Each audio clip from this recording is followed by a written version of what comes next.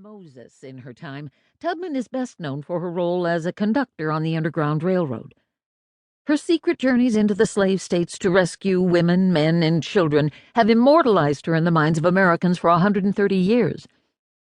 These accomplishments, however, have also served to create a mythological image of a woman about whose actual life we know little.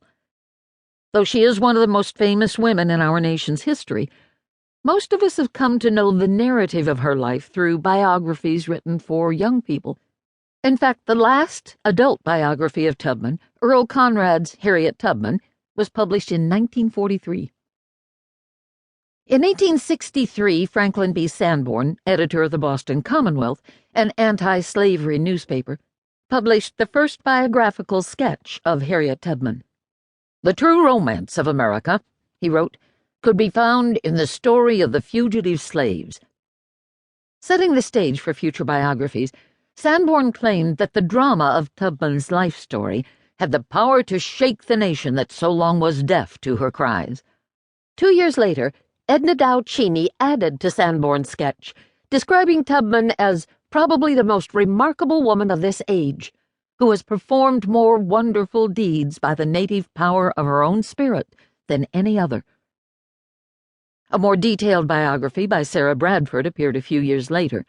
Released in 1869 as Scenes in the Life of Harriet Tubman, it set Tubman's early life permanently in the historical record. By the time William Still's famous 1871 documentary volume, The Underground Railroad, was published, Tubman's status as a heroine without equal was established. In elementary schools across America, children now learn of Tubman's heroic deeds. Relegated to the dustbin of history before the civil rights movement of the 1950s and 1960s, Tubman reemerged during the 1970s and 1980s as one of the 10 most famous Americans in history, after Betsy Ross, number 1, and Paul Revere, number 2. Harriet Tubman has become part of the core American historical memory. But incredibly, what children learn about Tubman is largely all that we as a nation know of her. The reality of Harriet Tubman's life is far more compelling than the partly fictionalized biography so familiar to school children. Why have we been satisfied with the mythical Tubman, and why has her biography remained within the province of children's literature? Although the myths are rooted in actual achievements and serve to enhance the legend of Harriet Tubman, they do so at the expense of her real life story. The true facts of Tubman's long life, including her years under slavery, her family life, her profound spirituality, her accomplishments as a freedom fighter, from her Underground Railroad days to her Civil War exploits, and then later her suffrage and community activism, reveal a remarkably powerful and influential life endured during some of the darkest days in American history. Motivated by a deep love of family, Tubman struggled against great odds to bring scores of relatives and friends to freedom in the North. Necessarily shrouded in secrecy at the time, the details of her escape missions have been buried in the historical record for generations.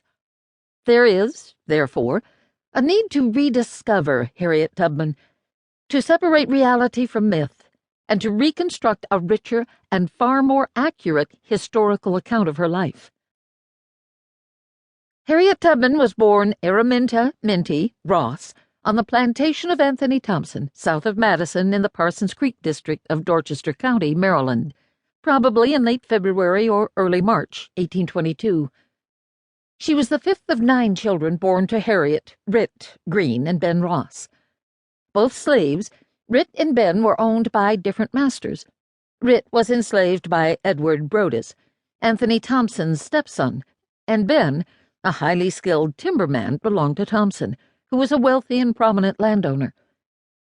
The Ross family's relatively stable life on Thompson's plantation came to an abrupt end sometime in late 1823 or 1824, when Edward Brodess claimed ownership of Rit and her children through the estate of his mother, Mary Pattison Brodess Thompson. He took Rit and her 5 children, including Minty, away from Ben to his own farm in Bucktown, 10 miles to the east.